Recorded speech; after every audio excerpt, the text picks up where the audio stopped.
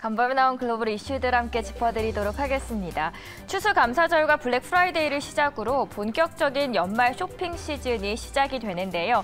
그 어느 때보다 전망이 불확실하다는 평가가 나오고 있는 가운데서 외신에서 주목하고 있는 이번 연말 쇼핑 시즌 관전 포인트부터 짚어보도록 하겠습니다. 먼저 가디언스는 인플레이션이 소비 심리를 압박할 것으로 전망했습니다. 올해 11월과 12월 연방 쇼핑 매출은 작년보다 무려 6에서 7% 증가할 걸로 봤고요.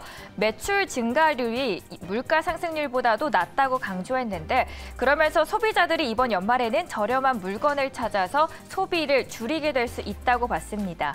이 외에도 팬데믹 이후 여행 제한이 완화되고 마스크 착용 의무가 사실상 사라지면서 사람들이 여행, 콘서트, 외식 등 경험과 관련된 지출을 늘리고 있다고 합니다. 소비자들이 물건 소비를 줄이고 서비스 소비를 늘리면서 소매 판매 업체의 매출은 감소할 수 있다는 전망입니다. 세 번째로는 기사에서 소매 업체들의 재고가 쌓여 있다는 점에 주목하고 있습니다. 공급망이 개선되고 소비자 수요가 불확실하다 보니 재고가 기록적으로 늘어났는데 그러면서 이를 처리하기 위해서 소매 업체들이 계절에 상관없이 진열을 하기 시작했습니다. 따라서 크리스마스 쇼핑 시즌이 생각보다 일찍 찾아왔다라고 진단을 하네요. 한편 고소득층들이 소비는 줄지 않을 것으로 내다보고 있습니다. 명품 쇼핑객의 4분의 3 이상이 작년과 같거나 혹은 오히려 더 많은 지출을 계획을 세웠다고 하는데요. 명품 업체들의 실적은 탄탄할 것이다라고 내다보고 있습니다. 따라서 전문가들은 소비 양극화를 감안해서 저가 유통업체 또는 고가 유통업체처럼 아예 양극단에 있는 소매 업체들에 주목하라라고 조언합니다. 그러면서 월마트, 패밀리딜러 등 할인 유통업체나 아예 LH 또는 룰루레몬 등 고가 유통업체에 관심을 두라고 구체적인 업종까지 말해줬습니다. 이런 소비의 양극화는 한국에서도 나타나고 있습니다. 사치제에 대해서는 소비를 줄이지 않을 것이나 필수 소비재에 있어서는 더욱 깐깐하게 살펴보는 거죠. 실제로 신세계 백화점에 보면 올해 상반기 명품 카테고리 매출은 전년 동기 대비해서 무려 28%나 증가했습니다. 그리고 에르메스, 샤넬 등 명품 업체들은 올해 초부터 한 번에서 한 3차례 정도 가격 인상을 했고 그 인상폭이 물가 인상률의 최대 4배 수준에 달하는 폭이었음에도 불구하고 명품 매출은 지속적으로 상승했다는 점을 포인트로 뒀습니다. 즉, 소비 양극화는 인플레이션의 대표적인 폐해고 이는 한국뿐만 아니라 전 세계적으로 나타나고 있는 현상으로 보입니다. 오늘 첫 번째 이슈로는 이렇게 블랙 프라이데이에 대해서 소비 패턴 살펴봤고요. 두 번째 이슈도 함께 넘어가 보시죠. 샘 뱅크맨 프리드 FTX 창업자가 직원들에게 사과의 뜻을 밝혔습니다. 이번에 이코노믹스에 따르면 이 사장은 직원들에게 편지를 보냈는데요. 정말 죄송하게 생각한다라고 하면서 이런 일들이 의도하지 않았고 다시 돌아갈 수만 있다면 나는 무엇이든 하겠다라고 합니다. 여기에 또 여러분은 저의 가족이었는데 그를 잃어버렸고 제 옛집은 모니터 하나만 텅하니 남아있다라고 하네요. 뱅크맨 프리드는 편지에서 회사가 유동성 위기에 빠지게 된 과정을 살피면서 자신에 대한 비판을 받아들이는 모습을 보였다고 마켓 비즈니스 인사이더에서는 전했습니다.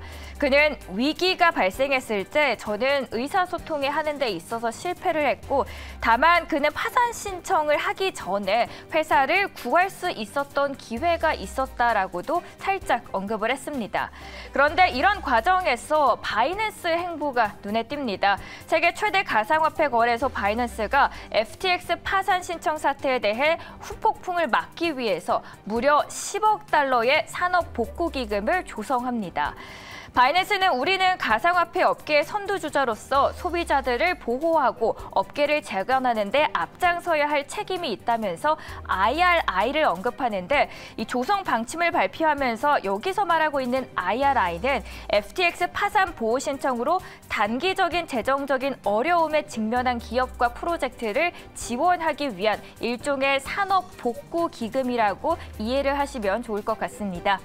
바이낸스 CEO는 10억 달러 규모의 산업 회복 기금을 조성할 것이다라면서 필요하게 되면 무려 20억 달러까지 늘릴 수 있다라고 재확인시켜줬습니다.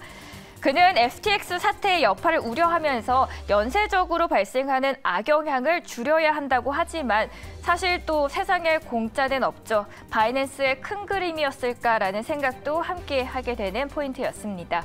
두 번째 이슈 이렇게 알아봤고요. 마지막 세 번째 이슈도 함께 만나보시죠.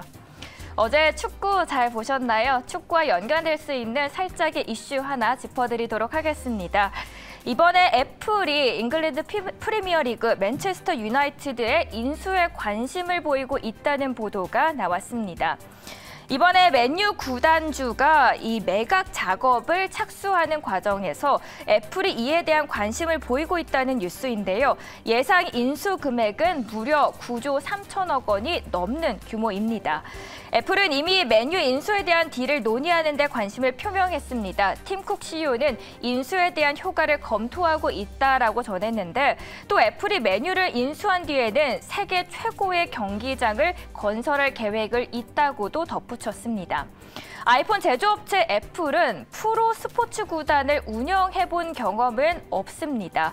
다만 내년부터 애플 TV를 통해서 미국 프로축구 리그를 독점 중계하게 되고 지난 7월부터 행보를 살펴보게 되면 미국 최고 인기 스포츠인 미국 프로풋볼 중계권 입찰에도 뛰어드는 등 다양한 스포츠 중계권 시장에 뛰어드는 모습을 확인할 수 있었습니다. 만약 이번에 애플이 58억 파운드의 맨유를 인수하게 된다면 맨유는 세계에서 가장 비싼 클럽이 될 것이라는 전망을 보도합니다. 그 영향이 어떻게 미칠지도 궁금한데요. 저는 아직까지 그 영향에 대해서 외신에서 깊숙이 다뤄보지는 못했지만 또 앵커님 왜 사는 걸까요? 질문을 이렇게 드리고 싶습니다. 이어서 장 마감 상황도 함께해 주시죠.